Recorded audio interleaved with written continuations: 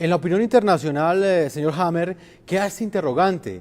Cuando en Libia ocurrió exactamente lo mismo que hoy usted está denunciando, que es la utilización de tanques y la utilización de aviones para reprimir las protestas, la comunidad internacional, o específicamente el Consejo de Seguridad de la ONU, lo que hizo fue establecer una zona de exclusión aérea bajo supervisión de la OTAN en Libia, y de esa manera fueron frenadas esas masacres que estaba haciendo Muammar al-Gaddafi en ese entonces. ¿Por qué en Siria no sucede lo mismo en ese momento?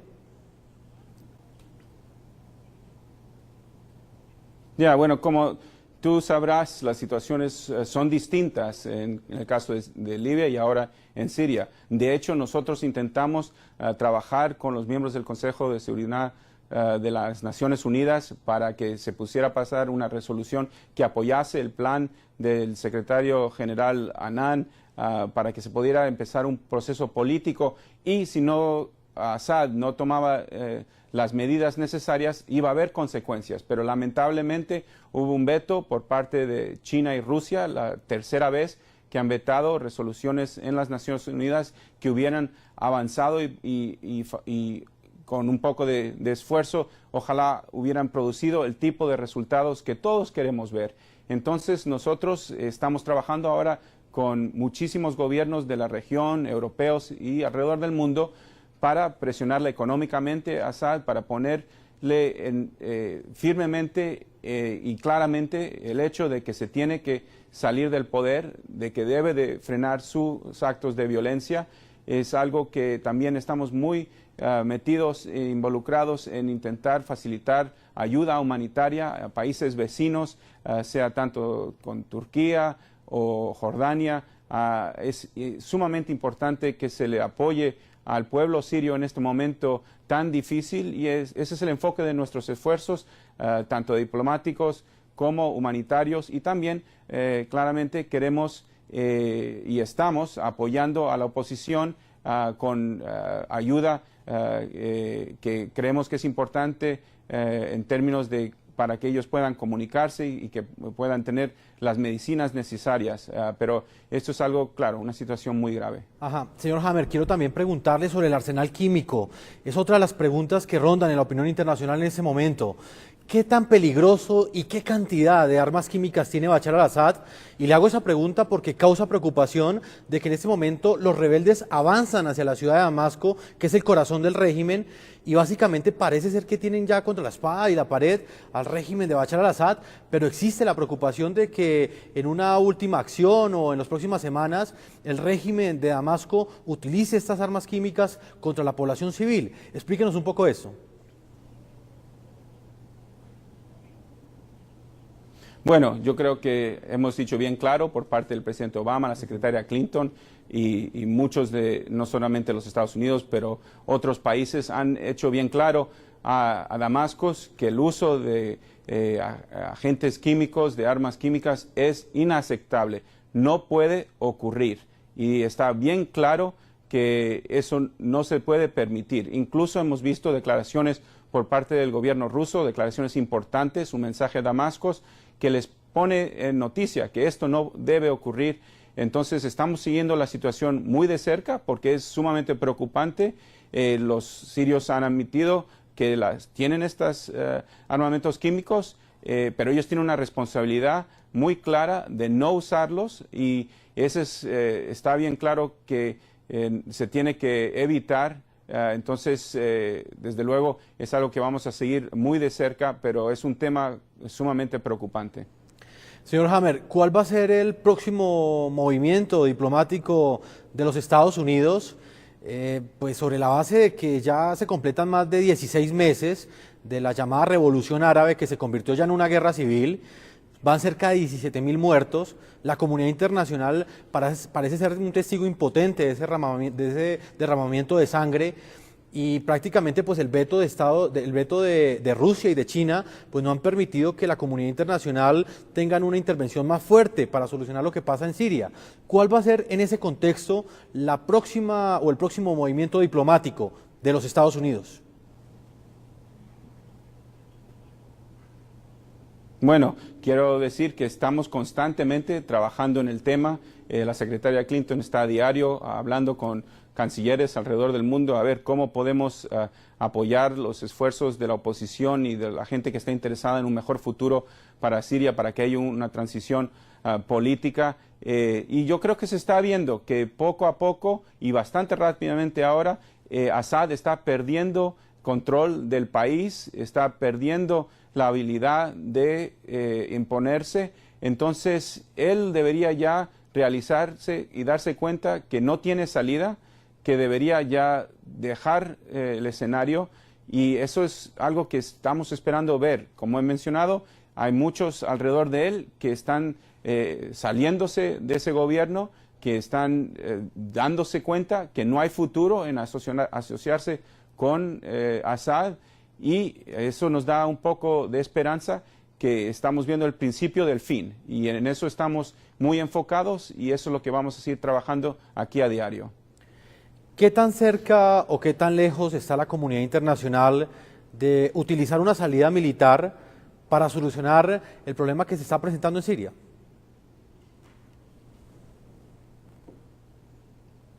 Bueno, yo no quiero especular con respecto a ese tema. Quiero simplemente enfatizar que estamos enfocados en los esfuerzos diplomáticos, en las sanciones económicas, en la ayuda humanitaria que se le está dando a la oposición y en propulsionar ese proceso político. No vemos que en este momento es apropiado introducir más conflicto a Siria. Queremos evitar que esta situación empeore, y entonces es algo que de verdad queremos ver que pare la violencia, y eso es claramente el enfoque de nuestros esfuerzos al momento. Señor Omar Hammer, para finalizar esta amable entrevista que usted le concede al programa La Noche, quisiera saber cuál es el último reporte que tiene de la situación humanitaria. Le repito, en las últimas horas han reportado cerca de 100 muertos, luego de una arremetida de las fuerzas del régimen contra los rebeldes. ¿Qué información tiene usted?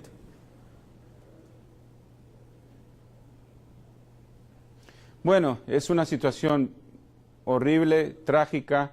Hemos visto más violencia en estos últimos días. Yo creo que son actos de desesperación por parte de Assad y sus compinches militares. Esperemos que esto sea cuestión de muy poco tiempo antes de que acabe, porque desde luego es una situación muy trágica. Nosotros estamos proporcionando ayuda humanitaria a los refugiados que están saliendo de Siria, y les pedimos a los países vecinos que mantengan sus fronteras abiertas para que se le pueda ayudar al pueblo sirio, y para que dentro de poco ojalá podamos ver el tipo de transición política que todos queremos ver, y desde luego es algo que, como he dicho, que tiene nuestra entera atención, que estamos trabajando a diario, y que sabemos que es solo cuestión de tiempo, pero sí Assad va a salir del poder, y entonces nos proporcionará la oportunidad de trabajar con los diferentes elementos de la oposición para que pueda implantarse y que se pueda crear una democracia que es en verdad lo que aspira el pueblo sirio. Entonces, muchos de nuestros esfuerzos nuestros se están enfocando en el día después de que Assad salga del poder. Señor Omar Hammer, le agradezco este tiempo que usted le ha concedido al programa La Noche NTN 24 en medio de su apretada agenda. Él es el subsecretario de Asuntos Públicos del Departamento de Estado de los Estados Unidos. Señor Hammer, muchas gracias. Muchas gracias a ustedes y hasta la próxima. Profesor Ricardo García Duarte, politólogo, experto en relaciones internacionales. ¿Ya veía usted que Estados Unidos habla prácticamente con certeza de una Siria sin Bashar al-Assad? En el Wall Street Journal ha dicho que el gobierno estadounidense intenta diplomáticamente tratar de bloquear el paso de armas y petróleo desde Irán a Siria ante la negativa de una intervención por parte de Rusia y China. ¿Cómo ve usted la posibilidad de que haya un cerco al régimen por parte de la comunidad internacional si no hay una intervención militar? Algún miembro de la oposición armada hablaba de una fecha ideal, el término del Ramadán, la festividad con que termina el ayuno de un mes para los creyentes musulmanes, de manera que coincidiera con la caída de Bashar al-Assad. Pero esto es apenas un deseo que hasta cierto punto coincide con el aumento de las fuerzas de la oposición, pero no necesariamente quiere decir que caiga inmediatamente el régimen en un mes o en unas semanas. Esa caída, lo que sí es inevitable es que va a haber un cambio. Va a haber un cambio y esa depende de que aumente un poco más la presión por parte de las fuerzas de la oposición, pero a tal punto que todavía no sean capaces de vencer completamente al régimen. En ese caso puede presentarse la posibilidad de una transición sin necesidad de profundizar una guerra civil. ¿Por qué? Porque en un caso de esa naturaleza es posible que del régimen se desprendan muchas más deserciones. Ya hay generales, ya acaba de aparecer uno de los grandes líderes de la religión contraria al del régimen, de la rama suní, de los sunitas, ha aparecido ya quienes apoyaban de ellos, jefes importantes de la rama sunita, que apoyaban al régimen alauí de Bashar al-Assad, se han pasado a la oposición. Otros generales del régimen se han pasado a la oposición, han desertado, se han pasado a Turquía. Entonces, depende de que se aceleren esas deserciones y que entonces en ese evento Rusia cambie poco a poco de posición, como especulan algunos, sí, y en vez de mantener la oposición a una intervención armada, propicie una serie de pasos conducentes a la dejación del poder por parte de Bashar al-Assad. Sí. Son posibilidades que existen y alternativas que se presentan. Profesor de Currea Lugo, ¿y qué dicen los rebeldes sobre la posición de Estados Unidos, sobre el eventual apoyo que puedan prestarles? ¿Qué dice el Ejército Libre Sirio? Porque en el pasado programa a la noche que tratábamos el tema de Siria decían no necesitamos una intervención militar internacional porque ya casi logramos llegar al corazón del régimen y derrotarlo. A ver, hay varias versiones, hay espacio para el optimismo de quienes están cansados de pedir una ayuda a la comunidad internacional que no se ha manifestado.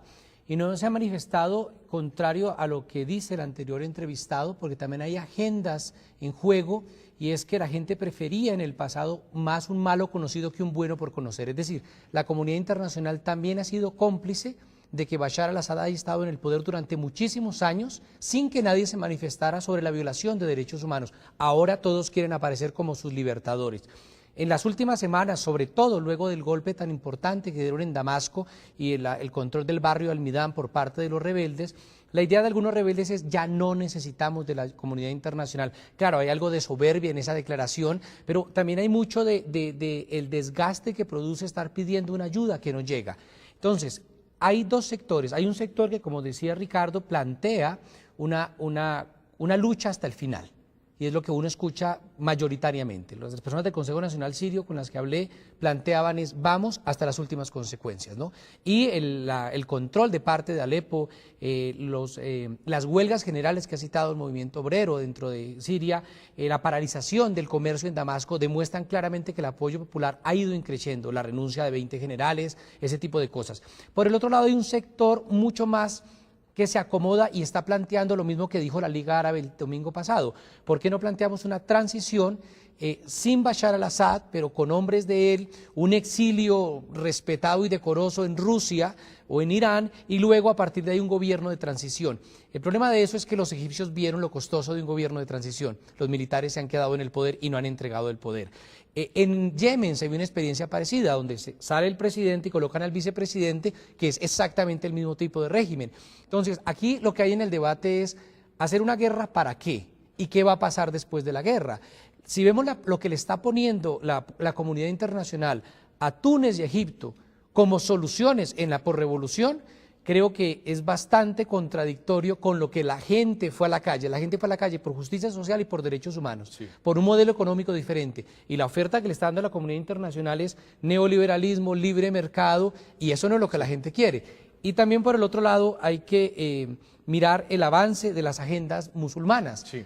Esto lo digo para incluir un tema. Allí lo musulmán no aparece en Egipto, ni en Túnez, ni en Siria con las revueltas. Son musulmanes algunas de esas regiones desde el año 622. Y ya lo vamos a revisar, profesor, al regreso de comerciales. Hacemos una primera pausa en el programa La Noche. Cuando volvamos, la ciudad de Alepo mide el pulso entre las fuerzas rebeldes y las leales a Bashar al-Assad. No solo muertos, heridos, sino miles de refugiados son las consecuencias.